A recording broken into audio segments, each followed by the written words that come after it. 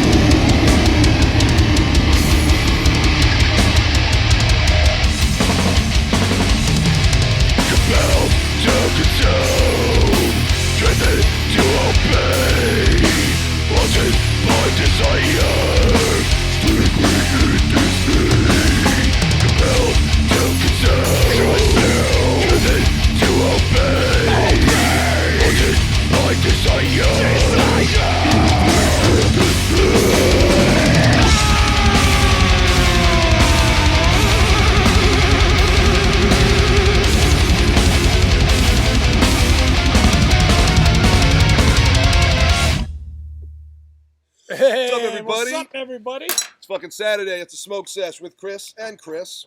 We're from Internal Bleeding, the sickest band of all time. The Riff Lords.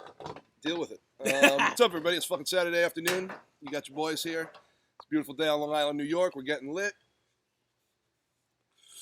We got a guest calling in today, Blue from Fit for an Autopsy. That should be fun. He's calling in about 5:30. We're just chilling, man. We got no real fucking plans today. Fucking weather's beautiful, right? Sick as fuck. Oh my god, fucking so nice good week, easy week at work. And now we're just chilling, man. If you guys got any questions, you guys got any comments, you guys, whatever, man. Just get lit, man. There's no real rules today. I'm giving a shout out to my boy Eddie, aka Chevy. This guy I play Division 2 with at like 3 o'clock in the morning. Both of us wake up at the same time. Is that on? You play it on the computer or PlayStation? No, we play it on Xbox. Oh, Xbox. Yeah, we have a great time. Yeah. Anybody who plays Division 2 and wants to join us, look me up. My name is Kuda340-4BBL.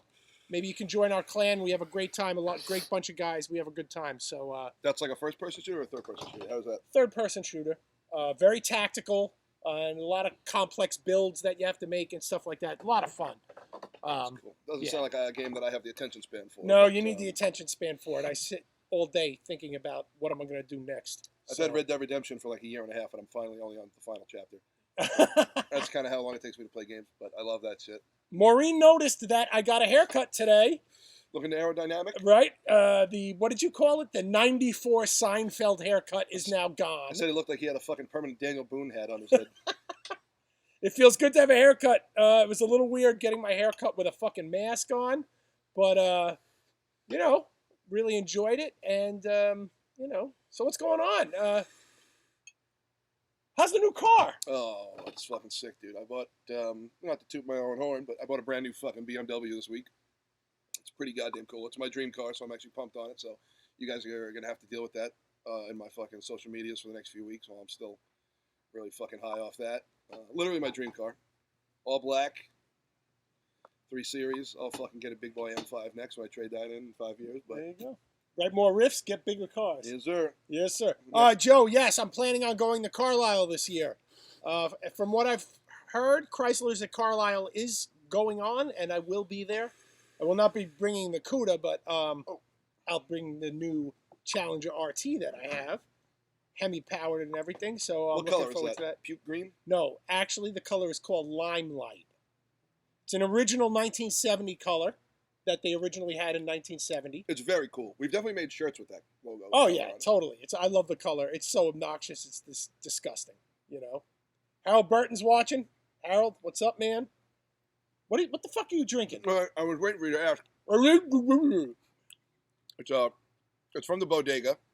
It's like a melon coconut beverage. It's got little chunks of shit in it that I'm actually eating. Little chunks of shit. And I don't know if it's fruit or gelatin, but it's delicious. I am partaking in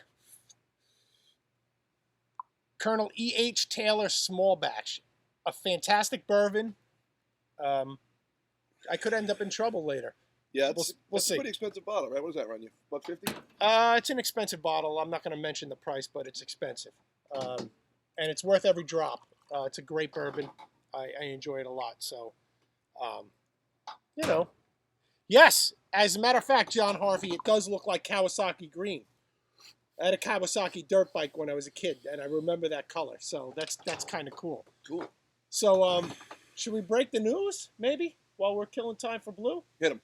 All right, so we got a little breaking.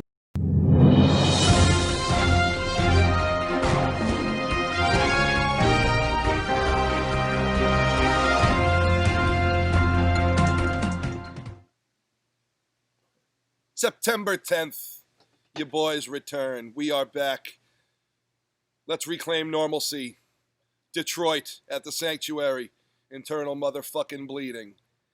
We got some other cool bands. Mutilatrid, Centenary, Hate Unbound. They're all joining us. We're going to fucking rock out. It's our first show, I think, since January or February. And we're fucking pumped, man. And there's going to be some other shows possibly along that week in the Midwest that we'll hopefully announce at some point. But that's right. Our main man, our booking agent and vocalist extraordinaire, Steve Worley, is actually putting together a little mini tour. That's it. We back though, man, and some more announcements are coming this week. Steve, I know you're watching, so right, more announcements this week. I think Thursday there's going to be an announcement. But we're back, and nothing's stopping us. As long as legally we can play there, as long as we don't show up and the fucking National Guard has the cities on lockdown. But as far as we know, everything should be cool by then. At least in the Midwest, they're a little more open. Well, except a little freer than here on the coast. Speaking of the Midwest, Devin's watching. Devin, what's up, brother? We're trying to get to Cleveland, but they're not. Do you know how to pronounce this band's name? No. All right, I'm gonna try it. Sanguisugabog, right? Okay. Devin, how the fuck do you pronounce that, dude? They're sick. Other than the riffs rule, how do you fucking pronounce that? We got to play together, man. We wanted to hit Cleveland.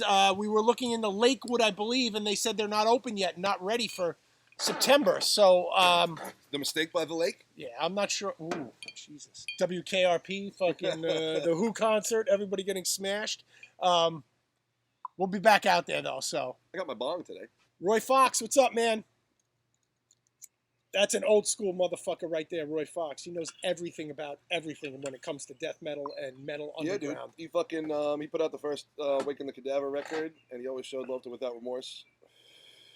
even though we were a bunch of, short hair, hardcore kid dudes playing death metal. Doesn't matter, dude. Look at our first album. Got my foaming at the mouth lighter today, Kyle's other band. And I'm smoking the bong with it. Hey, Christine, what are you doing? How's it going? I hope the old ladies are watching.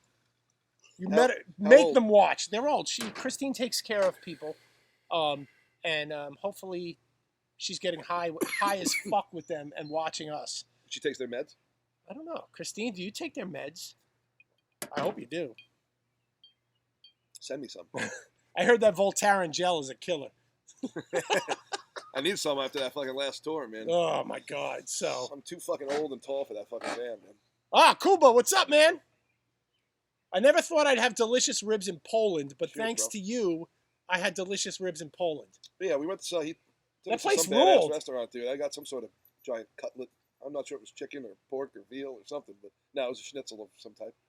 It might have It been was fucking delicious. It might have been Lech Walence's and insanely, thigh. the coldest day of all time. Right? Yep, that was the coldest day ever. Incredible. He's probably laughing at us because that was probably like a fucking beautiful. I know. spring He's day. like, "What are you talking about? There was spring." Yo, Brian Farrell is watching. The man, Love you, BBB. brother.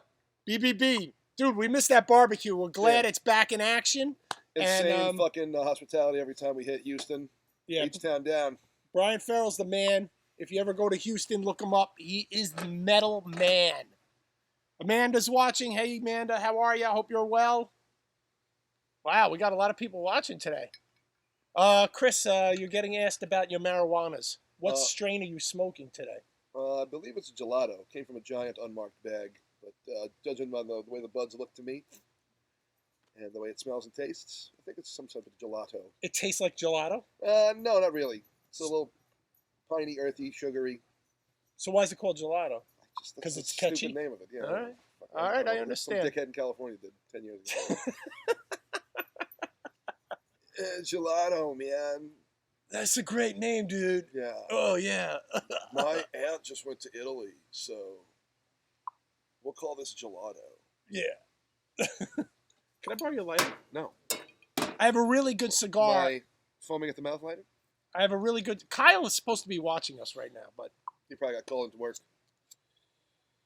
Shout outs to Steve, our singer. He's probably watching. Shout outs to Ryan. Our bass player is definitely not watching. He's watching anime, though, that's for sure. Ryan, we love you, bro. Miss you, kiddo. We're all getting together. IB's getting together on July 4th. Or the 3rd, even. Well, we're getting together on the 3rd. We're going to have a party on July 4th.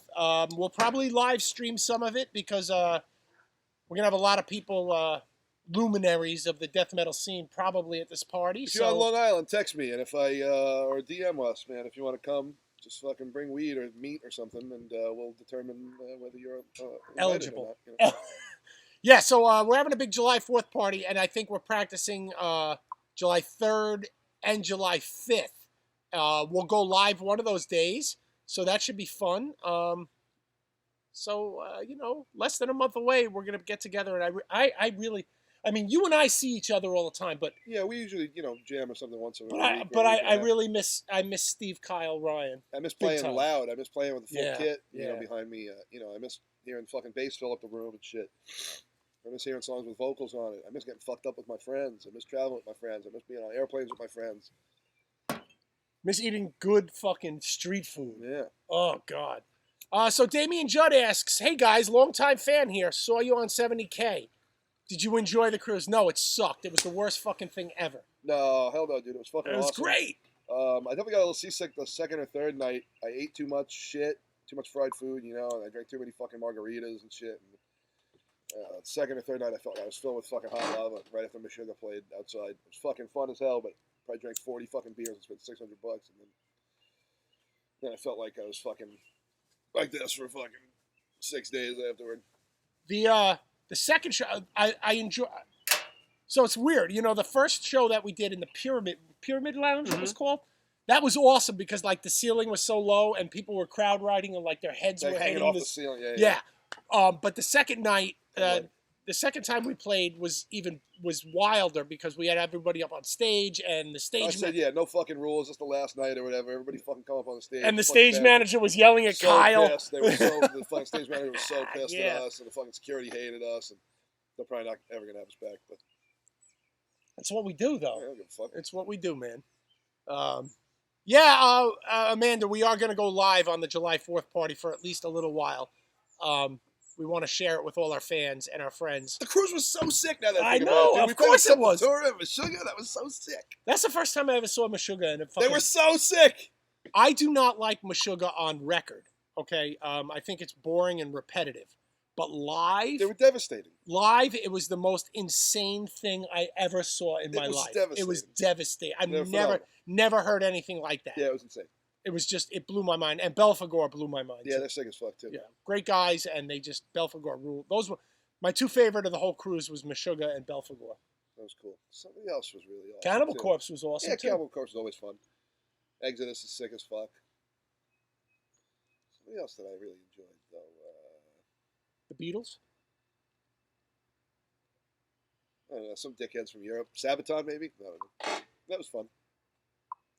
Oh! Yeah, that was fun. All right. It was fun. It was like the setting for it. You know? I liked Ailstorm better. Oh, that was who it was. That was Ailstorm. They were fun. Not my kind of music, No, but that was fun. That was but fun you can't deny That's who it that was. they were a fun No, it was time. fun as fuck, dude. Yeah, that was fun. You can't deny they were a good time. So we enjoyed that. So That was fun. yeah, Belphegor rules, dude. What else we got? We got a lot of stuff. Cheers from Chelsea and Damien out in fucking Oregon. My peeps. Fuck yeah, dude. Wait, Oregon? No. Yeah. Colorado. Yeah, Oregon. No, Oregon. All right. I get those two. Otto lives in Oregon. Otto lives in Oregon. Their houses look similar. I thought Damien lived in Oregon too. No. In Colorado. Old Madras. Too. Oh, all right. Madras, Oregon. Sorry, and I'm not the one who smokes pot, so that's Hometown of River Phoenix, I believe. Born there. How did that work out? Not well. Yeah, not well. So the old Viper Lounge. We played right across the street from that. That's fucking right. Whiskey, and that's what I said. I was like, "Oh, Viper Lounge," and you went River Phoenix. Viper Room. Viper Room. Viper Room. Yeah, well, fuck that guy. Oh, come on. Oh, I know that was mean. I'm sorry, I'm mean. What else we got? We got a lot of people on here, man. Holy cow, this is great. Cheers, Yasu. I'm glad there's people from Greece watching. That is The guy that my BMW dealer is from Greece, and I think that's why he gave me a good deal because I said you were Greek. He was like, "Oh yeah, where is he from?" I was like, "I don't know, Thessaloniki or something." not bad. Not from Thessaloniki. I am from Mytilene. That's where my family comes in Greece. Also, a lot of Greeks on my side were from Smyrna, which is in Turkey, and Smyrna Ice. Yeah. A lot of my relatives were killed by the Turks. I hold nothing against the Turks. It's just history, and that's the way it was. Speaking of Oregon. And speaking of Oregon, he's smoking some more stuff. That's crazy.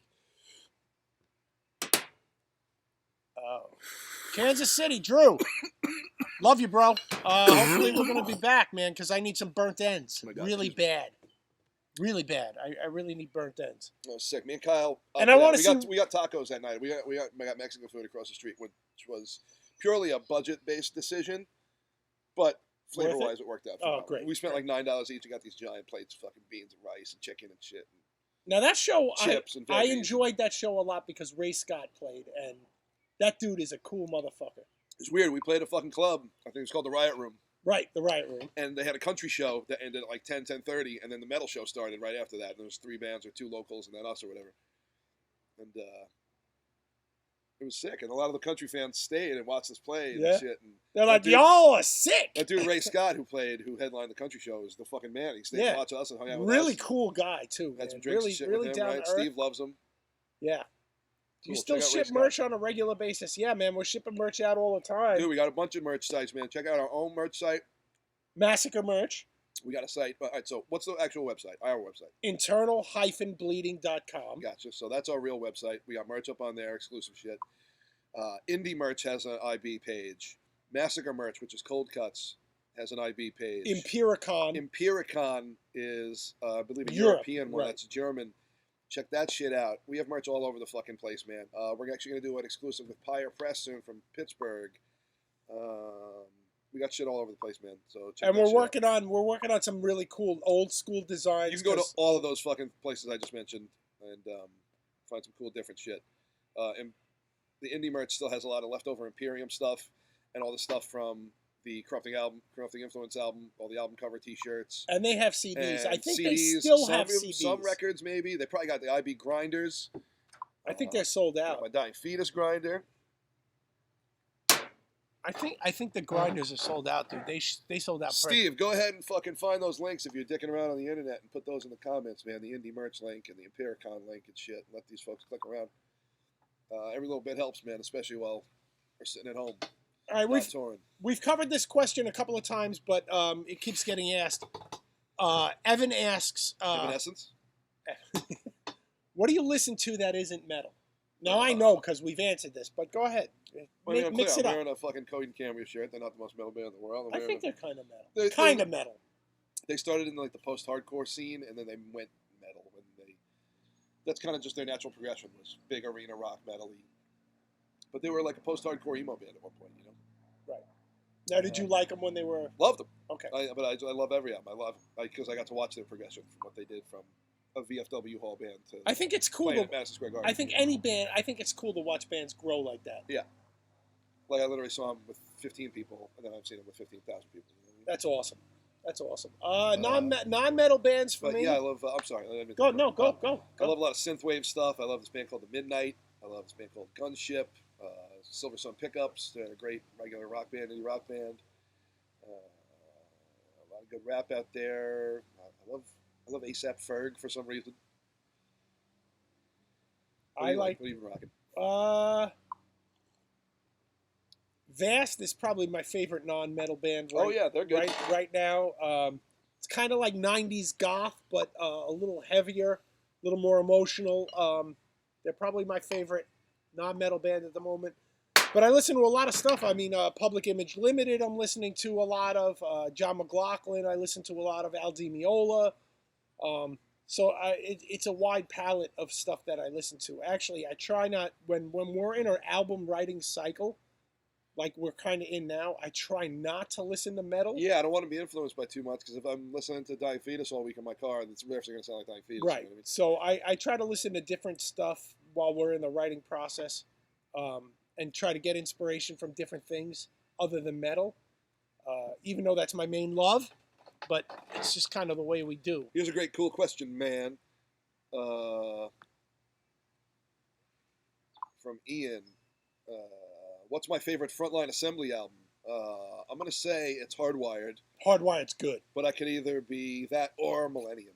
And you say Implode is your favorite? That's cool. I have an Implode shirt with the sleeves cut off. Why'd you cut off the sleeve? Yeah, it was summertime and I was going to mow the lawn. It was 1998. All right. What is this? Joy Now. China. Asia. A couple of mentions about our the volume being low, Chris, if you just want to... I can't... If you want to click around on some settings, just... We have to get closer. We'll just talk. We'll talk louder. We'll talk louder. We can't get any better. We got a few minutes left before our great guest this week. His name is Blue. He plays for a band called Fit for an Autopsy. They're really fucking popular at the moment. And he played with IB. Well, I was going to get to that. Okay. But start getting your questions together for him. He's a big gear guy. He's a seasoned tourer. So if you got any cool questions that you guys want to ask, start thinking of them. He's also in another great band called Dysentery that came up in our underground death metal slam scene. So I'm sure a lot of you cats know him from that. Andrew, I mentioned this before. You must have come in late. You asked what I'm drinking, and it's Colonel E.H. Taylor Small Batch. Excellent bourbon. Very tasty. If you can afford it, I suggest you get it. Whenever he gets sick, I always ask him if he was visited by the Colonel. That's true, you do. And the Colonel visits me, and I enjoy it. So this guy, we got to get rid of this guy. This fucking China thing. Favorite horror movie? That's a good question. Go ahead. You have a favorite horror movie? The Thing, I guess. 83 or whatever, 81. That's a great movie. Yeah. My favorite horror movie, now I don't know if it's horror or sci-fi, is Alien, the first Alien. I think it's one of the best movies ever made. That's good too. One of the best movies ever made. After that, it's Halloween #1. But Alien #1 is my favorite movie of all time, next to Casablanca. So, Fucking allergies are kicking my fucking ass today. yeah, it's pretty bad. Yeah, that's sick, man. I haven't watched a good horror movie in a while. You know what else I love too? I love Cabin in the Woods. Well, that was good. It's fucking awesome. So is the Gates of Hell. I don't know if any of you've seen the Gates of Hell, but that's pretty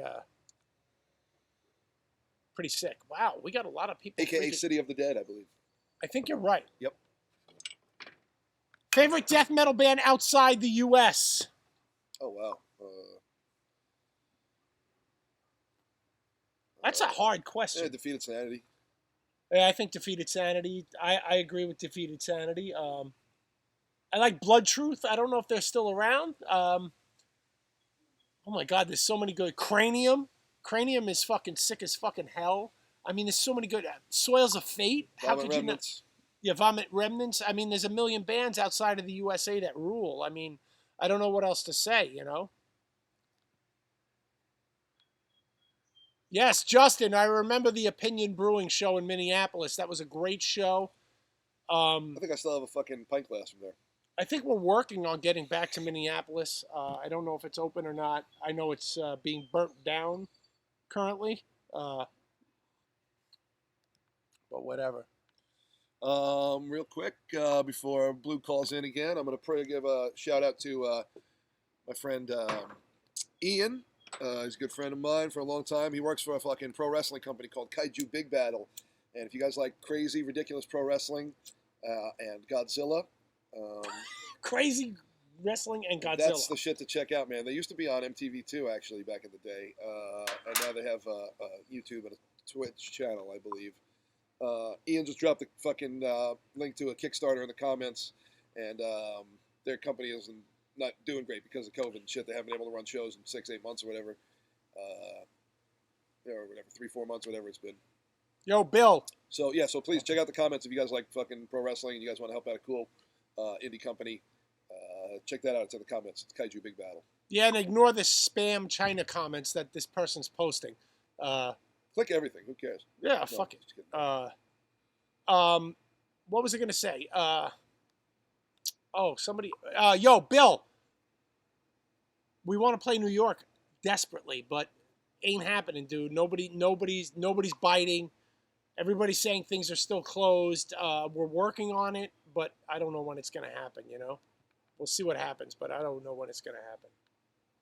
Crisian's a great band. Can't go wrong, Chelsea. Absolutely. Wow. Nice guys, great band. I mean, you know. Kuba says 25th anniversary of Fear Factory is demanufactured today. Do we like it? I love that album, dude. Fucking garbage. Wow. No, I'm joking.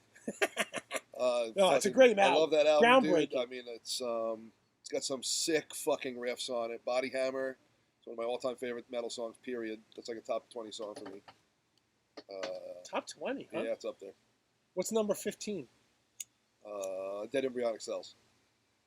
Really? Yeah. something Dead like that. Embryonic Cell. Yeah, Okay. no, you're not a fan. No, but I don't like thrash, so it sounds too thrashy to me. Yeah, love that shit. So, Love those that's all. first 5 Sepultura albums. Yeah? Yeah, love them. Okay. I like them too. I mean, it's not my favorite, but I like them. You got to respect it, without a doubt. So, wow, man, we got so many. I can't even keep up. Vomit Remnants, yeah. Oh, yeah. Oh, yeah. Ah, yeah.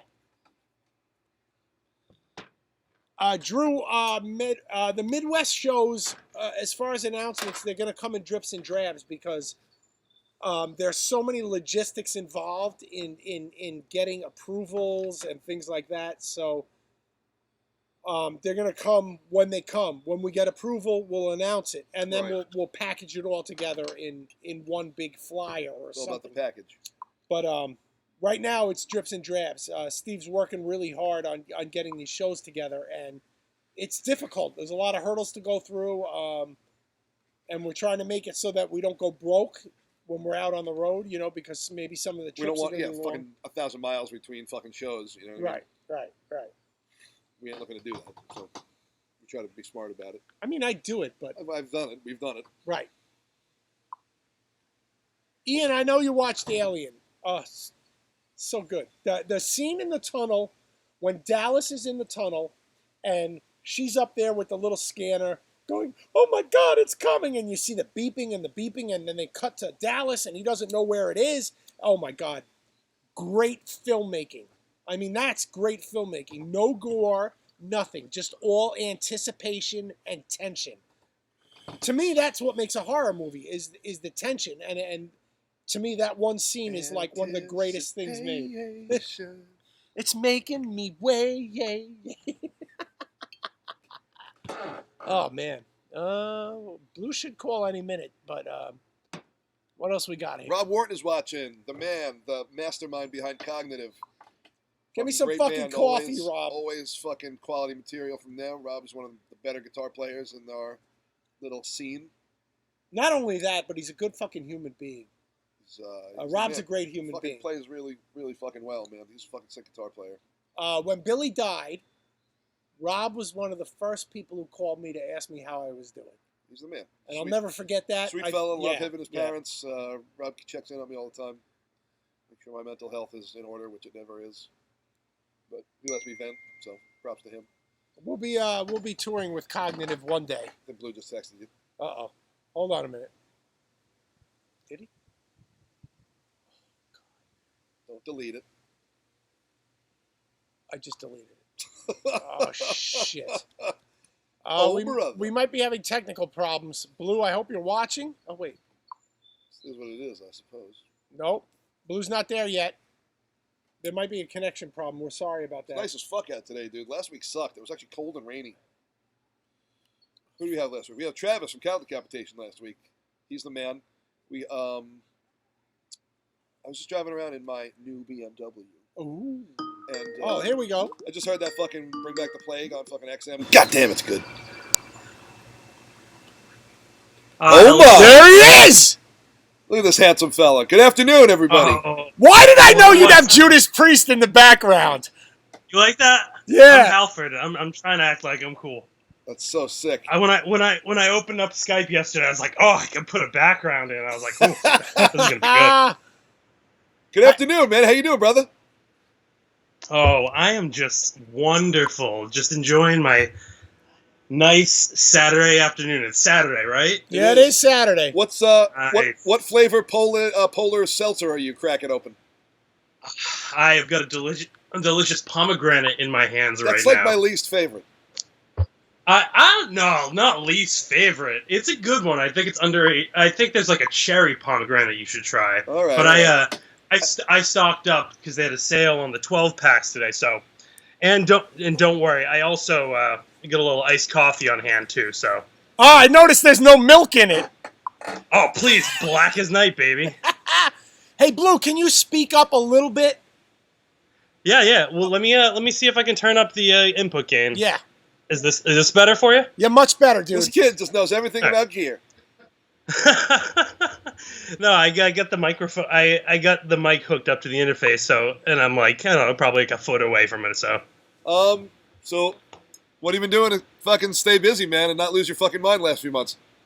Well, luckily, I am living that essential life, so I am working, but I have been just practicing and writing like a madman, trying to get shit done, make best of the time. I'm sure you guys are doing the exact same thing, grinding away in front of the computer, just demoing new stuff. Yeah, I actually got slightly better at the guitar the last few months. It's actually pretty cool.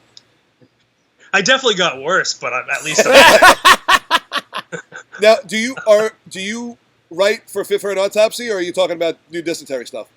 I'm talking about new dysentery stuff, but for awesome. Fit stuff, the Fit stuff, I more or less have reign on like what I'm doing bass wise, but I'm still figuring my way around as far as writing for those guys is concerned. But the dysentery wagon has been something that's been slow moving. So we had a few songs in the bag, but with this time off, I'm like, all right, time to get it going again. So good for you, man. So here's my usual question for our guests. Excuse me. What got you into? Yeah. When did you first discover metal, and what got you into it? And what was that feeling that you felt when you first heard metal and it clicked with you? Well, I do know my first exposure to metal was probably a year or two before I actually listened to metal, because one of my cousins definitely had a Maiden poster and a couple Maiden cassettes, and I thought the artwork was super sick. But I was probably like 9 or 10, so I wasn't interested. I think I liked Weird Al. You know, it was Who like doesn't? I hope you hadn't still gotten like there Weird yet, Al. But Weird Al's sick still to this day. But Excellent. you know, I hadn't found. I liked joke songs. I liked funny shit, and my parents' Aerosmith albums and shit like that. But like, my local library had a cassette copy of And Justice for All, and I made a cassette copy off of my dual cassette deck boombox, and that became my like first actual cassette that I listened to. And I listened to the shit out of that. It was definitely Justice that did it for me. That was like my first real exposure to metal. But then I did get Iron Maiden soon after that, and the Slayer, and you know all your standard shit you get into at first when you're a young metalhead. But I was like probably like 12 or 13, getting into your standard issue thrash, early heavy metal, and shit like that. Cool. This is big for me because I remember when I discovered Sabbath at 4 years old, and the feeling I got. What was like the feeling you got when you heard metal? Like what did it feel like? Wow, these people understand me. It connects with me. This is what's going on in my brain. What was it that hooked you? When I was a kid, hearing the first like super sick riffs, like listening on like a Walkman by myself, like I got like the best way to describe it is like Superman feeling. Like I like sick, fast riffs, or like since Justice was like the first album, the intro to Blackened is like such hype music, and then it just starts with pretty fast shit considering it's the first stuff I'd ever really heard by a metal band, other than Sabbath. But Sabbath was radio songs and shit like that. I hadn't grabbed Sabbath yet. Right, I understand that. It just hadn't come into my hands yet. You know. Who is your? But it was just like it was all about sick riffs and being like, holy shit, I feel like I'm on crack hearing this riff or something like that. I get it, dude. Agreed, yeah. And you know what? It's funny.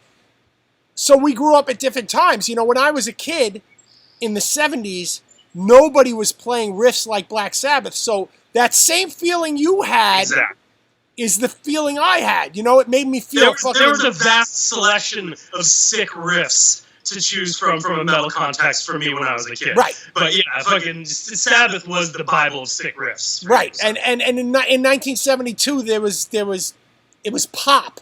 Everything was pop. And rock and roll, and there was a lot of good rock and roll, but when I first heard Iron Man, I was like, what the brutal, fuck? heavy, huge riffs. Right. Huge riffs. And, you know, those are 50 years old, and they still hold up, you know? It really is pretty unmatched still, half a century later. It's pretty ridiculous.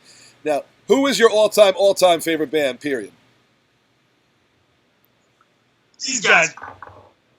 Priest, baby, Priest. Yeah, for sure. So do you go back all the way to Rock-a-Rolla and all that stuff? I love Rock-a-Rolla. I do too. I think it's great. Hard rock, hippie fucking rock. I like it too. Yeah. I love that shit. Fucking, it's great. I love early proto metal Priest. Fucking, I love that 70s style hard rock shit anyway. But my top bands is fucking. It's Priest, Maiden, like Thin Lizzy, Kiss. Are probably my top 4. Okay, so why Thin Lizzy? I love Thin Lizzy. Don't get me wrong. Why is Thin Lizzy in your top? Beside the insane guitar harmonies. the guitar work obviously is one thing that obviously people get, but I think as a high quality rock band, I think songwriting wise, I think they're very much on their own, and I'm also a huge sucker for bands that cover a huge span in their catalog musically, and I think that's why I love Priest so much. Cool. Because you can go from they have light hard rock in the Rock-a-Rolla days, and then you go up to Painkiller and there's stuff they do now, which is like heavy metal on steroids. Yeah, I think Firepower is awesome. And they even covered Fleetwood Mac, for God's sakes, you know? Dude, Christ, Green Man, their cover of the Green Man Leash, like I said the other day, fucking no, that shit is crushing. But it's a great interpretation of the song. All right, so But then I love Thin Lizzy spanning across too, because their early albums are like much more stripped down, bare bones rock, and as they go on, they get different guitar players, better guitar players. They get heavier, more intricate in their songwriting. Then, like a couple albums in, they're introducing the dual guitar harmonies and like the more Celtic, I guess, based influence going absolutely. on. And, I don't know, the storytelling and all of that shit. I just think they're one of like the greatest. I think they're the number 2 greatest rock band of all time, next to Queen. Next to Queen. Okay, there you go. I was going to ask you who's your number 1 greatest rock band, and it's Queen. Okay. So then, how did you find death metal, and then how did you find Internal Bleeding? What's your first impression of Internal Bleeding?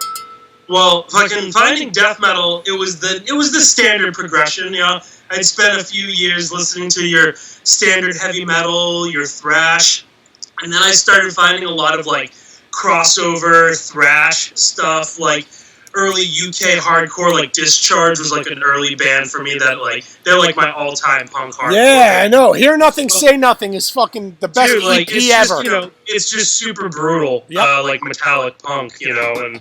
Absolutely. And then, the want to try to find bands that were more metal than Discharge, but, like, not necessarily thrash metal, like, that primitive shit.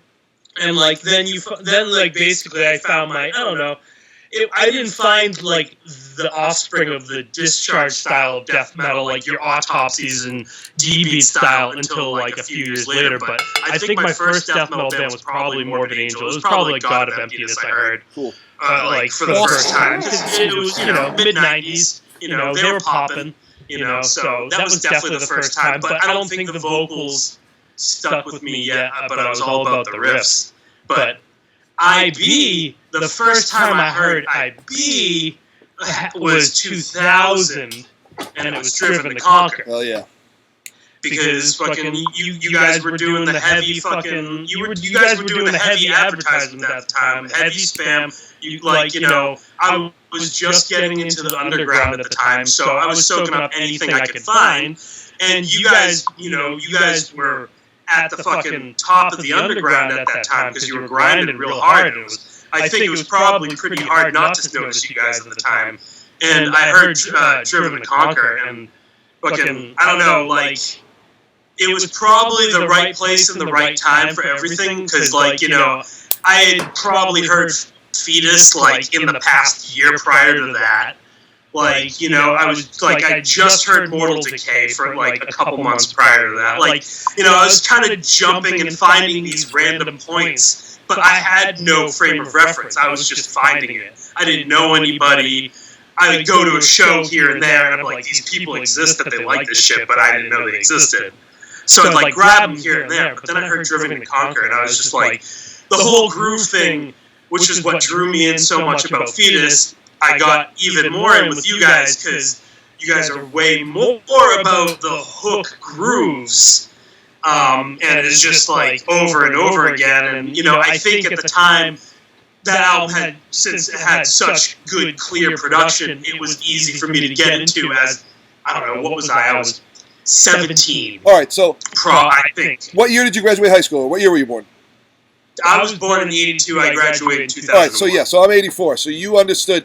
So you found IB the same time as me, and Driven to Conquer, production-wise, it made things make sense to me that other death metal bands I couldn't comprehend at one point. And yes, because even when I jumped back, going back to like Voracious and shit like that, at first, when I'd first gotten into Driven, I was like, this is cool, and I know it's heavy, but it doesn't grab me as much because it wasn't as easy to digest for my young, I don't know what the fuck is going on, extreme metal here. Correct. Because, like, I didn't understand how any of these bands were playing it or anything like that. Yeah, we share the 100% exact same philosophy and fucking history on that era of Internal Bleeding, for sure. I think you guys It's why it's important. I know me, you, cats like Mark Richards and bands like that started bands like our own bands in the early 2000s. Yeah. It's because of that era of IB.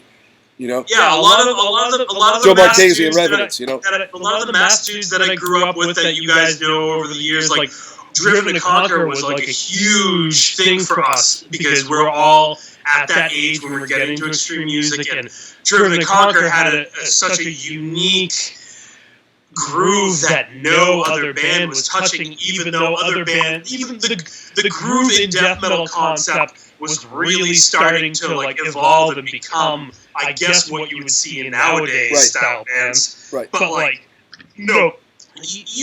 everybody's styles back in the day were so much more unique.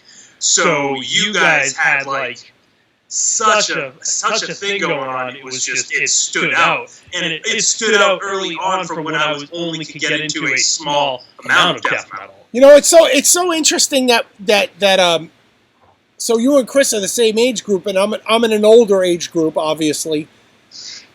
And you know, people got into so like there's two camps. There's this two camps thing.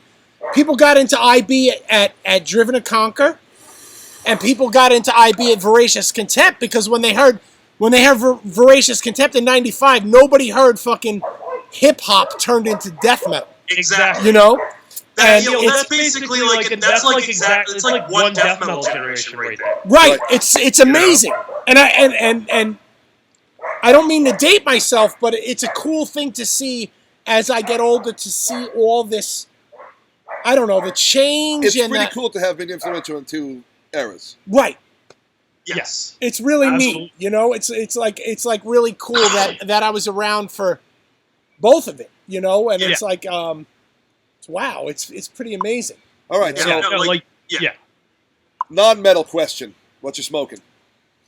Christ. It's a little bit of everything. I got a bag of shake going on. I got a bag of some Blue Dream going on, and I got a bag of a nice bag of rocks full of hash going on that I've been sprinkling in. Wow. It's kind of like a salad, and I got a bunch of peach rings that I've been munching on. Okay. So needless to say, I'm doing pretty well. So you live in Massachusetts, right? So it's totally legal there now, Yes. recreationally. Yes. How has that changed to you as a weed smoker? Is it better? Is it worse? Do you spend more money, less money? Is it easier to get, harder to get? Is the weed better, worse? Is it as fun as it used to be? Is it? It's more accessible for people who don't have the opportunity or the ability to get it, but it hasn't changed one bit for me. Okay. Because we barely have recreational dispensaries still. Okay. I don't have my medicinal card. I'm all set. I'm going through the same avenues I always have. We have our reputable sources that we don't have to worry. So that's good. But like when it comes to carts and edibles, that's sick. But it hasn't changed anything for me. Like I have a dispensary a mile down the street, but I don't think it's recreational yet. Like you have to go to like Worcester and then Western Mass to really see, or like I think there's one outside of Boston that are recreational right now. It's still very small. Is it because do you know? Do you know? Is it because there's too much regulation, or are people just afraid to open a recreational dispensary? Do you know that? I don't know. I don't know what the exact details are, but I do know it took a real long time for us to even get the dispensaries open in the first place. Because I don't want to say, Christ, I feel like we've been looking at decriminalized for almost 10 years now. Yeah. And legalization was like something we were talking about years ago, and it took a couple of years, I feel like, before we saw dispensaries. Right. And like. And there was only a handful of them for ages, so I don't know. I don't know the details of 100% because it really doesn't affect me. But I am thankful for the more states having them open because when you're out and about, it's nice to have the availability. That's always wonderful. I think there's more dispensaries than good cigar shops. That's what. Dude, if I can tell you that... I think there should be an even amount. I agree. There's probably just as many enthusiasts for both. This most recent tour we just did in January out west, I was given so much marijuana over the 14 days we were out. It was actually comical at one point that I had so much. I was like, I can't believe how much I have. We literally had to replace one of his lungs. I love that shit. I love when it reaches the comical level. That's my absolute favorite. One man can't have all this. You know what I mean? Like, You're But like, you did. you're like, oh, here, it's 2 days before you have to cross the border. Yep. Here's a solid half ounce. You're like, all right, Jesus. all right, so this is so we're at fucking LAX, right? The night before that, somebody gives me an ounce of weed, a free ounce of big, beautiful, delicious purple weed. It's a shame. And I'm just like, and we already have a ton of other weed and dabs and edibles, and I have like 5 carts and stuff like that.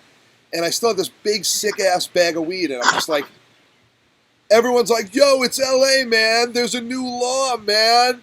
It's cool, man. I'm like, all right, I'm like, Jesus I'm Christ. doing it. I'm like, fuck it, I'm doing it, man. I'm putting it in my pocket. I'm just going to do it. So we pull up to LAX, and we start unloading the van and getting all our gear ready to fucking go to the terminal and check in.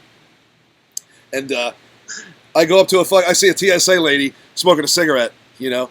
I'm like, you know what? I'm just going to talk to this lady. She's off duty at the moment. I'm just going to have a theoretical conversation with her about it. You know what I mean? I was like, good afternoon, ma'am. She was like, hi, how you doing? I'm like, recreational marijuana in the state of California. She's like, yeah. I'm like, Excuse me. can I bring it through the checkpoint? She's like, well, you are allowed. She's like, but there's a federal cop on the other side that if he's in whatever type of mood he wants to be in about it, he can give you grief about it because it's not legal federally. She's like, so it's a crapshoot. Exactly. She's like, TSA ain't going to give you grief because it's legal here. But there's a, I guess whatever it is, a marshal or whatever that, works beyond the fucking California laws. And I was like, fuck. So I go, people want to pull the, it's legal from where I'm flying and it's legal from where I'm going in. I'm like, yeah, but you're occupying other airspace. So pretty much I go, so do you want a giant bag of marijuana, ma'am? She's like, no. I'm like, okay. I remember that. I take it out of my pocket, I just place it in a garbage pail, and I was like, well, there goes that. You know what I mean? How much, when the airport is properly ripping, how much marijuana gets discarded? You think on a daily basis? Oh, Especially in God. LA. Pounds, baby, pounds. I know. Allegedly, I have dropped off, a decent amount here and there. Carts.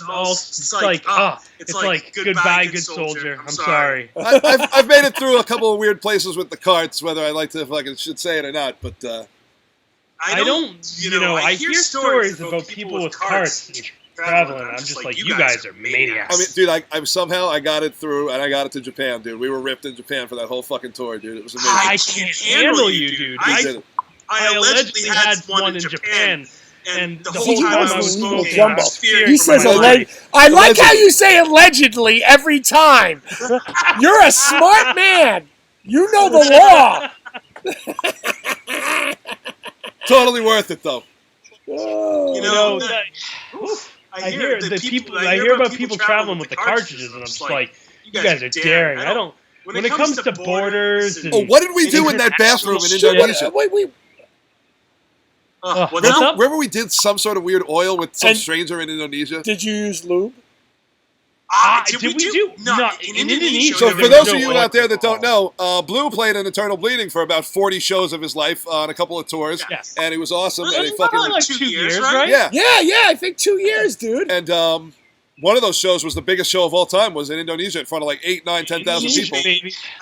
That's dude. I still think about that shit all the time. Me too, man. We had such a good time, man. And me, you, and Joe Marchese allegedly smoked weed with allegedly another big popular band over there. Yeah. And some dude gave us some weird green oil in the bathroom. He's like, "Oh, you guys are Americans? Check this out." And then I made him try it first. That was a mildly stressful experience. Yeah. Oh, absolutely. You remember the rain? Do you remember that rainstorm?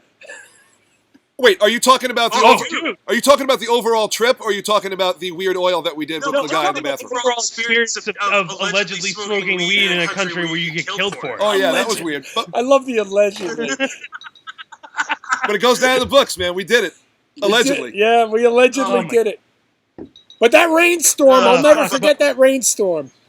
The monsoon that broke up the festival midday. Yeah, that was insane. I remember, It was like a couple hours. what band? Walls of Jericho's gear got rained on or some shit really bad. Yes.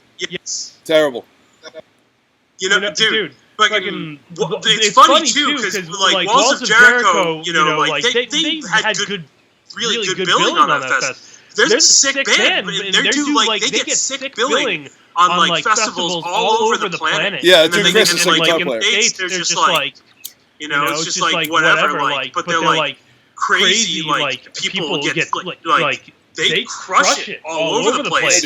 It's crazy. It's like it's that crazy phenomenon in like bands in other parts of the planet. It's like when we went to Indonesia, the fucking 4,000 people that literally came out of the trees, like to come like watch us play like 4 p.m.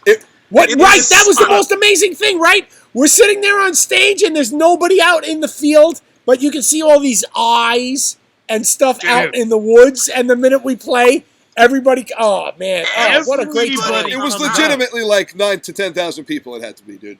It was insane. It was insane. And they were all moshing. It looked like a toilet bowl of people being not being able to hear jack shit. Oh yeah, yeah. I realized my hand was so sweaty at one point that my pickup selector was on my neck pickup.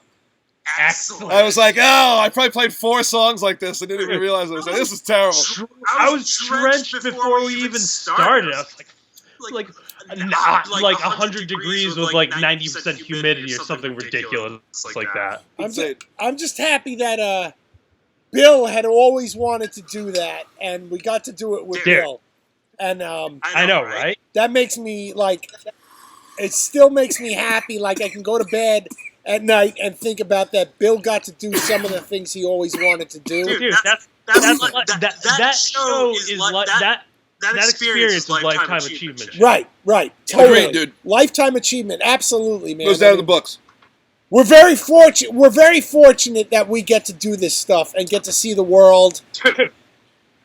All right, so I got another question for you before we start wrapping it up. What's the sickest tour you've ever been on? Sickest thing you've ever done? Period. Like the thing you've been like, fuck, I did it. You know? And I do it again, right? Yeah. Indonesia is one of the coolest, definitely. Playing Vakken with Fit for an Autopsy. Yeah, that must have been awesome. Was very awesome. We played Summer Breeze that same summer to doing fest season. Very cool. We played at like noon in the sun to like a sea of people. That was like one of the most crazy things ever. Summer Breeze is another one of those huge fests. The Hatebreed tour that Fit did. Sick. It was like Hatebreed, Obituary, Cro-Mags, Terror. Yeah, that's sick. And us. I came up to a few of those. That was sick. That was amazing. The tour that Dysentery did this past year in Europe, I gotta say, it wasn't, obviously it wasn't like the oh my god huge Indonesia style crowds or anything like that. But since that was Dysentery's first tour in Europe, it was a meaningful tour for the band, and the tour was so like. For an underground brutal death metal band, the tour was so awesome. Well, that was one of the best experiences because that tour was great. Everything around that time was just super sick. And you have to get. I guess you have to get a lot of personal satisfaction out of that, out of the Dysentery, because I mean, you write a lot of that stuff that's really personal to you. So getting the response from even if it's not a huge crowd it's a big deal. Oh yeah, absolutely. Fucking Dysentery's been a band longer than I've been in it, but I've been doing the band for fucking like 13 fucking years now. Me and the drummer have been like driving pretty much. Eric's watching by the way. All right. So watch what you say. So over the years, have you met anybody that's made you go, holy shit, I can't believe I met that dude? Steve Harris. Sick. Nice. Yeah. So what was that like? He eye contact, like, man, fucking metal. And, Like, he played Vakken with his other band, British Lion. Right. I know British Lion, right. But we were playing, like, he was on one stage, and we were getting ready to do the other stage. And we were side by side, so I got to, see him. Did you talk to him at all, or no? No, it was quick in and out. But still, that's one of those things, like, that's enough. Oh, yeah. Acknowledged by one of the reasons why I started playing bass in the first place. That's sick. That's amazing. That's amazing. Yeah, that's probably the coolest one. I don't nothing like ultra sick like like Ice-T's cool.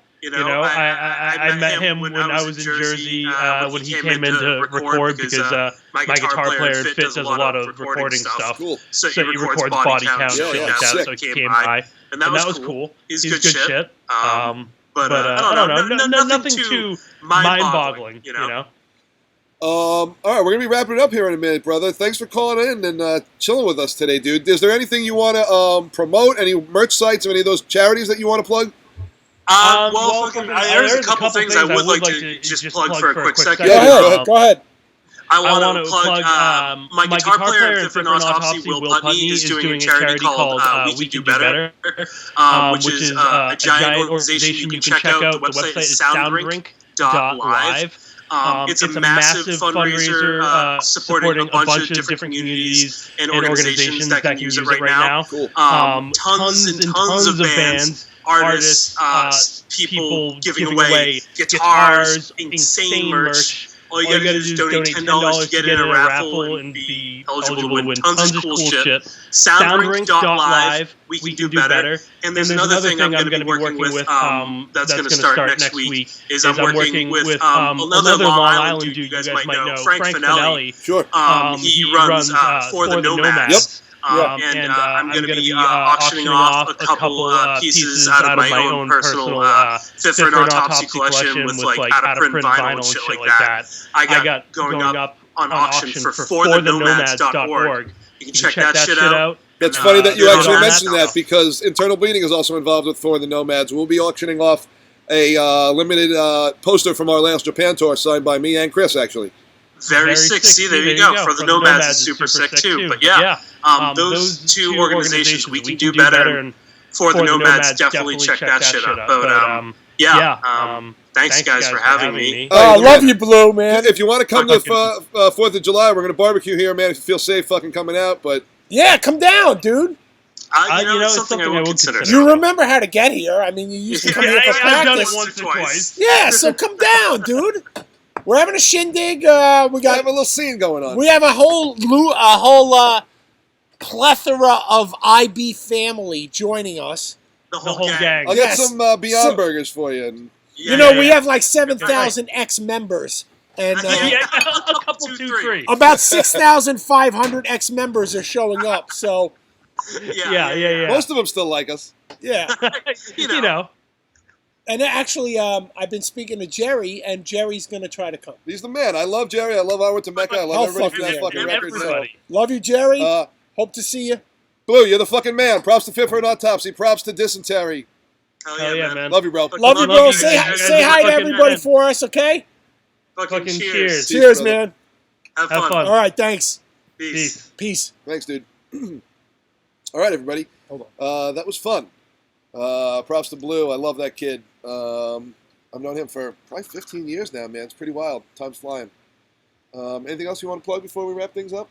I'm going to go drive my new damn car. I'm going to go get ice cream. I can't drive. No, I know. You shouldn't. Tomorrow I'm going to a car show with my Barracuda. What time are you getting up? 3 a.m. Oh, no. Are you going to wash or wax the car? Yep. What time? 4:30. Well, I won't be up. No, you might be up. You might be going to bed, and I might be telling you to stop blowing your nose. Yeah, that's what I'm doing. Thanks a lot for joining us. We hope you enjoyed the show. Next week, who knows what guests we'll have. But we're here for you. Any questions after the show? Send us some fucking suggestions of guests you want to see. Yeah. We'll see if we can get them. We'll see if we can get them. In the comments. Again, check out Fit for an Autopsy. Check out Dysentery. Thanks for Blue for calling in. He's the man, and I'll be putting up a link for that for the Nomads charity auction soon with some cool shit from a lot of cool bands, including us. So, see you guys next week. Peace out. Smoke weed. Take it easy, guys. Thank you.